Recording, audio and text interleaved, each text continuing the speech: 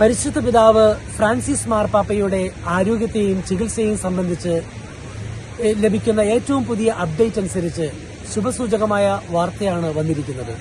അതെ, ആഗോള കത്തോലിക്ക സഭയുടെ നോമ്പ് ആരംഭത്തിന്റെ ആദ്യ ദിവസമായ ഇന്ന് ആഷ് വെനസ്ഡേയിൽ പരിശുദ്ധ പിതാവ് തന്റെ ജമലി ഹോസ്പിറ്റലിലുള്ള 10ാം നിലയിലുള്ള പ്രൈവറ്റ് ചാപ്പലിൽ ഈ തിരുക്കർമ്മങ്ങളിൽ പങ്കെടുക്കുകയും അനുതാപത്തിന്റെ അടയാളമായ ഹോളി ആഷ് സ്വീകരിക്കുകയും ചെയ്തു. അതിനുശേഷം പ്രാർത്ഥനകൾക്കൊക്കെ ശേഷം പരിശുദ്ധ പിതാവ് വിശുദ്ധ കുർബാന സ്വീകരിക്കുകയും ചെയ്തു.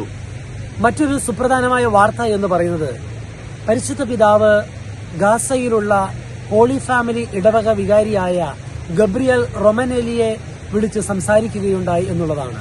ഇതൊക്കെ നമ്മളോട് പറയുന്നത് പരിശുദ്ധ പിതാവ് രോഗത്തിന്റെ സങ്കീർണ അവസ്ഥയിലൂടെ കടന്നു പോകുമ്പോഴും വേദനിക്കുന്നവരോടും സഹിക്കുന്നവരോടും പ്രത്യേകിച്ച് യുദ്ധത്തിന്റെ പരിണിതഫലമായിട്ട് സഹിക്കുന്നവരുടെ ഒക്കെ തന്റെ ദുഃഖം പങ്കിടുന്നു എന്നുള്ളതാണ്. പൊതുവെ പറഞ്ഞാൽ ഇന്ന് പരിശുദ്ധ പിതാവ് ചെറിയ തോതിൽ പ്രവർത്തന നിരതനായിരുന്നു.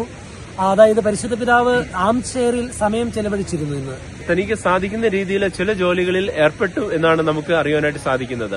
മറ്റൊരു കാര്യമെന്ന് പറയുന്നത് പരിശുദ്ധ പിതാവിന് ശ്വാസ സംബന്ധമായ മറ്റ് ഗൗരവമായ ബുദ്ധിമുട്ടുകളൊന്നും പുതിയതായി അനുഭവപ്പെട്ടിട്ടില്ല. എന്നിരുന്നാൽ തന്നെയും ശ്വസന ഫിസിയോതെറാപ്പിയും അതുപോലെ തന്നെ ഹൈ ഫ്ലോ ഓക്സിജൻ തെറാപ്പിയും പരിശുദ്ധ പിതാവിന് ഇപ്പോഴും തുടർന്നുകൊണ്ടേയിരിക്കുകയാണ്.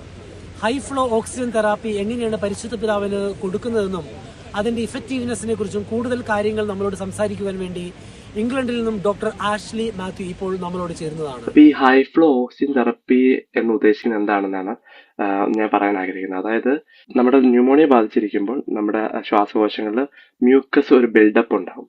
അപ്പൊ അത് കാരണം നമ്മുടെ ബോഡിക്ക് കാർബൺ ഡയോക്സൈഡ് പുറത്തോട്ട് തള്ളാനും ഓക്സിജൻ അകത്തോട്ട് വലിക്കാനും ഒരു ബുദ്ധിമുട്ടുണ്ടാകും. കാരണം എക്സ്ട്രാ മ്യൂക്കസ് അവിടെ ഉള്ള കാരണം. അപ്പൊ നമ്മൾ ഈ മാസ്കിൽ കൂടെ അന്തരീക്ഷത്തിനുള്ള ഓക്സിജന്റെ ശതമാനത്തിന് കൂടുതൽ നമുക്ക് ഈ ടാങ്കിലൂടെ നമുക്ക് മാസ്കിലോട്ട് എത്തിക്കാൻ പറ്റും. അപ്പോൾ ഈ മാസ്കിലോട്ട് എത്തിച്ച ശേഷം മാർപ്പാപ്പയ്ക്ക് സ്വയമേ ഉള്ളിലോട്ട് അത് വലിക്കുകയാണെങ്കിൽ ഓക്സിജന്റെ ശതമാനം കൂടും. അപ്പോൾ ഇച്ചിരി ഒരു ആശ്വാസം, നമുക്ക് ഇച്ചിരി നമ്മുടെ ബോഡിയിലുള്ള ഓക്സിജൻ ലെവൽ കൂടുകയും നമുക്ക് ഈ ഇപ്പോൾ ഉള്ള ഇൻഫെക്ഷൻ നമ്മൾ ഫൈറ്റ് ചെയ്യാനൊക്കെ ഇച്ചിരി ഒരു ഹെൽപ്പാണ് നമ്മൾ ശരിക്കും അതിലൂടെ ഉദ്ദേശിക്കുന്നത്. അപ്പൊ ഇത് ശരിക്കും നമുക്കിപ്പോ ഒരു ആസ്മയുള്ള ഒരാൾക്കോ അല്ലെങ്കിൽ നമ്മുടെ പണ്ട് നമ്മൾ ഓർക്കാണ് കോവിഡ് ഉള്ള ടൈമുകളിൽ ഉപയോഗിക്കുന്നതാണ്. ഇത് ഒരു വെന്റിലേറ്റർ അല്ല, നമ്മൾ തന്നെ ശ്വാസം എടുക്കണം. പക്ഷെ നമുക്ക് ഓക്സിജന്റെ ശതമാനം കൂടുന്നു എന്ന് മാത്രമേ ഉള്ളൂ. അപ്പോൾ തെറപ്പി എന്തായാലും ഹോസ്പിറ്റലിൽ അവർ നന്നായിട്ട് കൊടുക്കുന്നുണ്ട്. നല്ല സപ്പോർട്ട് ഉണ്ടാവും. ഒരു ഡോക്ടർമാരും നഴ്സുമാരും എല്ലാവരും ടീം തന്നെ അവിടെ ഉണ്ടാവും. പക്ഷെ അതിനോടൊപ്പം തന്നെ നമ്മുടെ പ്രാർത്ഥനയും നമ്മുടെ പിതാവിനോട് ആവശ്യമുള്ളതാണ് എന്ന് എല്ലാവരും ഓർമ്മിക്കുന്നു. ഡോക്ടർ ആഷ്ലി മാത്യു പറഞ്ഞതുപോലെ ചികിത്സയ്ക്കൊപ്പം നമ്മുടെ പ്രാർത്ഥനകളും തുടർന്നും പരിശുദ്ധ പിതാവിന് വേണ്ടി നമുക്ക് ഉയർത്താം. പരിശുദ്ധ പിതാവിന് വേണ്ടി ഫെബ്രുവരി 24 ആരംഭിച്ച ജപമാല പ്രാർത്ഥനയും ഇന്നും പതിവ് പോലെ ഇവിടെ നടന്നു. ആ പ്രാർത്ഥനയ്ക്ക് നേതൃത്വം കൊടുത്തത് വിശുദ്ധനായി പ്രഖ്യാപിക്കുവാനുള്ള നാമകരണ നടപടിയുടെ ഡിക്കാസ്ട്രിയുടെ പ്രീഫെക്റ്റായ കർദിനാൾ മാർച്ചെല്ലോ സെമറാറോയാണ്. നമുക്ക് തുടർന്നും പരിശുദ്ധ പിതാവിനോടൊപ്പം എല്ലാ വിശ്വാസികളും ചേർന്ന് തുടർന്നും നമ്മുടെ പ്രാർത്ഥനകൾ തിരുസന്നിധിയിലേക്ക് സമർപ്പിക്കാം.